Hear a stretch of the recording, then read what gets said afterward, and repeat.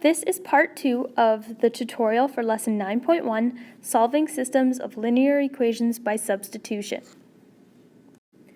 Remember to refer back to the steps for solving a linear system using the substitution method that were earlier in the notes. Sometimes you're going to come across fractions in your linear equations. There are two ways you can deal with them.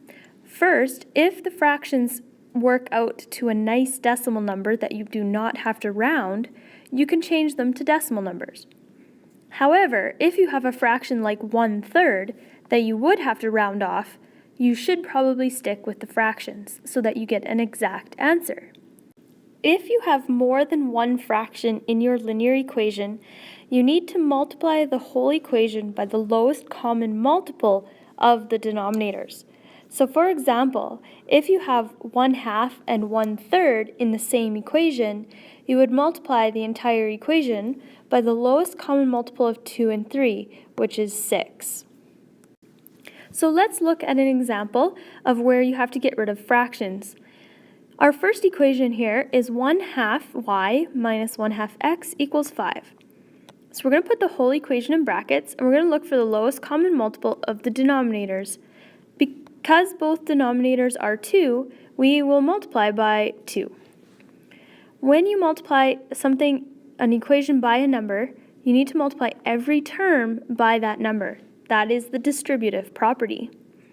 You will get, in your new equation, 2 times 1/2 y is just y, because 2 times 1/2 is just 1. And then, same for the x term, you're going to have y minus x, because 2 times 1/2 x is just x. Then 2 times 5 is 10. In our second equation, we're going to look at our denominator, which is 4, and because it's the only denominator, that's what we will multiply by, is 4. So you have 4 times x, 4 times 3/4 y, and 4 times 4.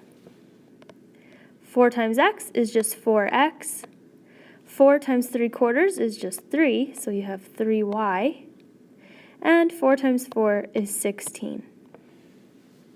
Now these equations are equivalent to our original equations, but now we have no fractions, so it can be easier to solve. So let's pick a variable to isolate, and I'm going to pick y from the first equation.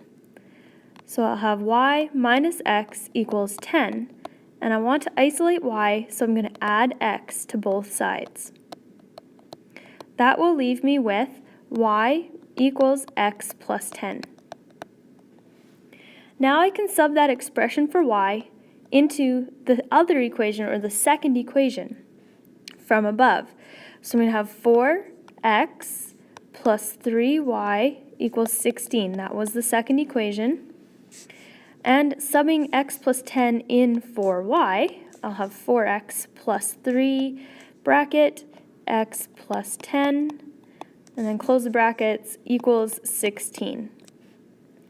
So now, got to use that distributive property again to bring the 3 into the brackets, and I will get 4x plus 3 times x, which is 3x, and 3 times 10, which is 30. And that will still be equal to 16, that equation. Gathering like terms, 4x plus 3x is 7x, plus 30 equals 16, and minus 30 from both sides. You get 7x is equal to negative 14. Divide both sides by 7, and x equals negative 2. So now that we have our x value, we can take it and sub it back into our equation that we had solved for y. So y is equal to x plus 10. When x is equal to negative 2, you're going to have negative 2 plus 10 equals y, and y will equal positive 8. Therefore, our solution, I'll just write it over here on the left, to this system of linear equations is at negative 2, positive 8. And again, you can verify your answer by subbing x equals negative 2 and y equals 8 into your original two equations and solving left side and right side. Here we have a word problem that can be modeled using a system of linear equations, and then we can solve that system to find the answer to the problem. We're going to use algebra to determine the cost for one child and one adult when there's no charge for the vehicle or parking. So we have to decide what our variables are going to be first. So we're going to let A represent the cost of one adult, and then let C represent the cost of one child. Now we can come up with two equations. Let's write an equation to represent the first car. So there was 2 adults and 3 children in the car, which came to a total of $80. So 2 times the cost of the adult tickets plus 3 times the cost of the child's tickets has to equal a total of $80. And that's one equation. Our second equation will represent the second car. And there was 2 adults in that car, so 2 adults times the price of one adult ticket has to come to the total of $50, which they paid. Now, the second equation doesn't actually have the C variable, so this one is pretty straightforward to solve. We're going to take our second equation and we're going to solve for A, and then we've already got one of our values. So if we divide both sides by 2, we'll see that the A value is 25. That means that the cost for one adult ticket is $25. Now we can use that value for A to go back and solve for C. We're going to have to use our second equation because that's the only one with C in it. So let's write down our equation. 2A plus 3C equals 80. And we're going to sub the value for A into the equation. So 2 times 25 plus 3C equals 80. Alright, so let's solve for C. Now we actually know 2 times 25 was 50, and that we could have just actually replaced the whole expression 2A with 50 because we know that 2A was equal to 50 from one of our equations, but that's okay. So we have 50 plus 3C equals 80, and we're going to subtract 50 from both sides so that we get 3C equals 30. Divide both sides by 3, and C is equal to 10. And so what that means is the cost of one adult ticket is $25, and the cost of one children's ticket is $10 at the air show. The last example is a word problem that is modeling a dance recital. 220 people total attended the dance recital, and it was $9 for an adult ticket and $6 for a children's ticket. The dance school collected a total of $1,614 in ticket sales. The question is, how many adults and how many children attended the recital?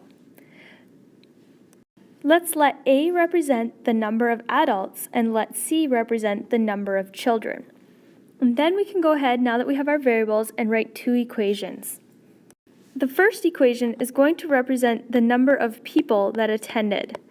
So we have however many adults attended plus however many children attended for a total of 220 people that were at the recital. The second equation is going to represent the total ticket sales or total sales that the dance school made. So if every adult ticket was $9, then 9 times the number of adults will tell you how much adults paid total, plus the amount that the children paid total would be 6 times the number of children. And when you add those two together, you get the total that they collected in sales as 1,614. So now that we have our two equations, we can pick a letter to isolate. I'm just going to pick A in the first equation. You could also pick C, and you could get the same answer, or you would get the same answer, but I'll just pick A.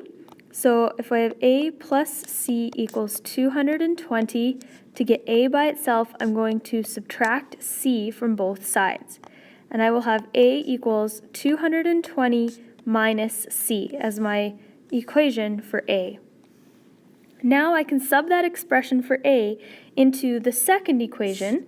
So I'll have 9 and then times by 220 minus C, that's what A was equal to, plus 6C equals 1,614. Now to solve for C, I have to use the distributive property here. And 9 times 220 is equal to 1,980, or 1,980, and minus 9 times C, or 9C. Then we have plus 6C equals 1,614, stays the same. Now if we gather like terms, we have 1,980 minus 3C is equal to 1,614.